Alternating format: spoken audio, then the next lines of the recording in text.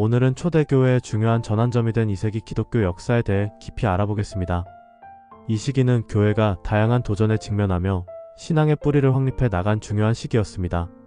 사도신경의 형성, 성경 정경의 확립, 그리고 감독제도의 발전이라는 세 가지 큰 주제로 나눠 설명드리겠습니다.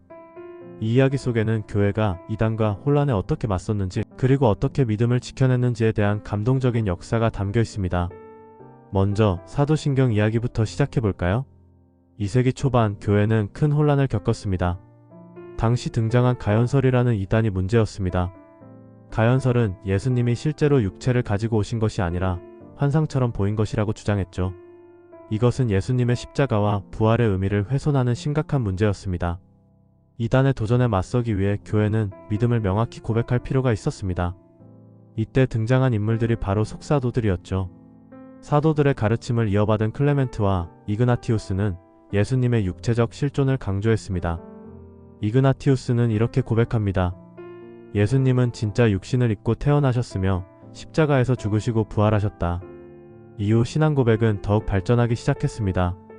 2세기 중반 변증가였던 저스틴 마터가 등장합니다. 그는 이단을 반박하며 신앙을 변증하는 역할을 했고 그의 신앙 고백은 매우 명확했습니다. 우리는 모든 만물을 창조하신 하나님을 믿으며 구원을 이루신 예수 그리스도를 믿는다. 하지만 여기에는 아직 성령에 대한 부분이 빠져 있었어요. 시간이 지나면서 신앙 고백은 더 체계화되었고 이레니우스와 터툴리안과 같은 교부들이 이를 더욱 발전시켰습니다. 이레니우스는 바울의 기독론적 가르침에 따라 하나님, 예수 그리스도, 그리고 구원에 대한 고백을 명확히 정리했습니다. 터툴리안은 신앙 고백을 더욱 간결하면서도 힘있는 형태로 다듬어 나갔죠. 그는 이렇게 선언합니다. 이 신앙은 사도들에게서 물려받은 것이며 인간이 함부로 바꿀 수 없다. 결국 이러한 신앙 고백은 교회에서 이단을 분별하는 기준으로 사용되었고 세례 교육과 성경 해석의 기반이 되었습니다. 그리고 시간이 흐르며 로마 교회의 로마 신조가 발전해 오늘날 우리가 고백하는 사도신경의 형태로 자리 잡게 되었습니다.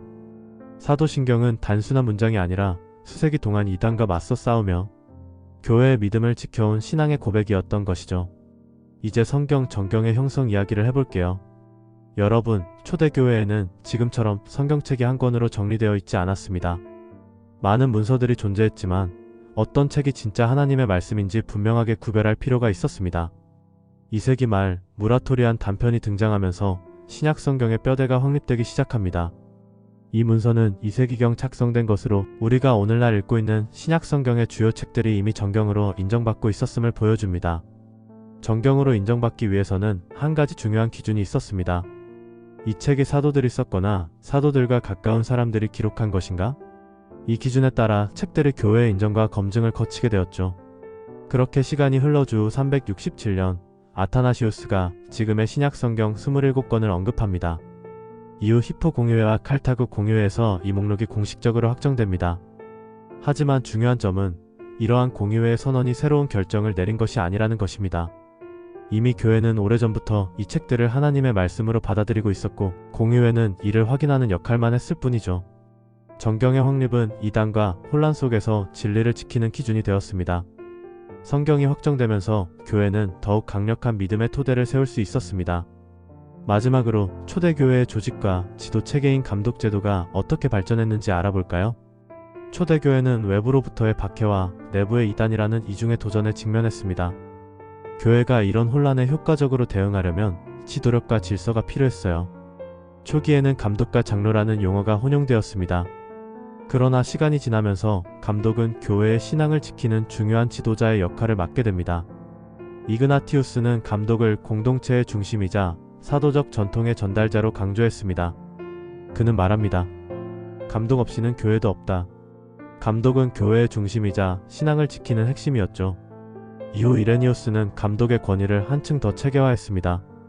그는 로마 교회의 권위를 강조하며 로마 교회가 사도 베드로와 바울이 세운 교회이기 때문에 특별한 권위를 가졌다고 주장했습니다. 이에 따라 로마의 감독이 다른 지역의 감독들보다 더 중요한 역할을 맡게 되었습니다. 반면 터툴리안은 특정 교회의 우월성을 강조하기보다는 사도적 가르침을 지키는 교회들, 즉 고린도, 에베소, 빌립보 같은 교회들의 중요성을 강조했습니다. 이렇게 초대교회의 감독제도는 외부의 박해와 이단에 대응하며 교회의 결속과 질서를 지키는 중심축으로 자리 잡았습니다. 오늘 우리는 초대교회가 믿음을 세우기 위해 걸어간 2세기의 역사를 살펴보았습니다. 사도신경을 통해 신앙을 고백하고 성경 전경을 확립하며 진리의 기준을 세우고 감독제도를 통해 교회의 질서를 지켜냈습니다. 이 모든 과정은 결코 쉽지 않았지만 초대교회의 헌신과 인내 그리고 무엇보다 성령의 인도하심이 있었기에 가능했습니다. 우리가 오늘날 고백하는 신앙과 성경은 바로 이들의 수고와 믿음을 통해 전해진 소중한 유산입니다. 우리가 이 믿음을 굳건히 지키는 것이야말로 그들의 헌신에 대한 가장 큰 보답이 아닐까요? 여러분, 영상이 유익하셨다면 구독과 좋아요, 알림 설정 부탁드립니다. 여러분의 생각이나 궁금한 점을 댓글로 남겨주세요. 그럼 다음 영상에서 더 깊이 있는 이야기로 찾아뵙겠습니다.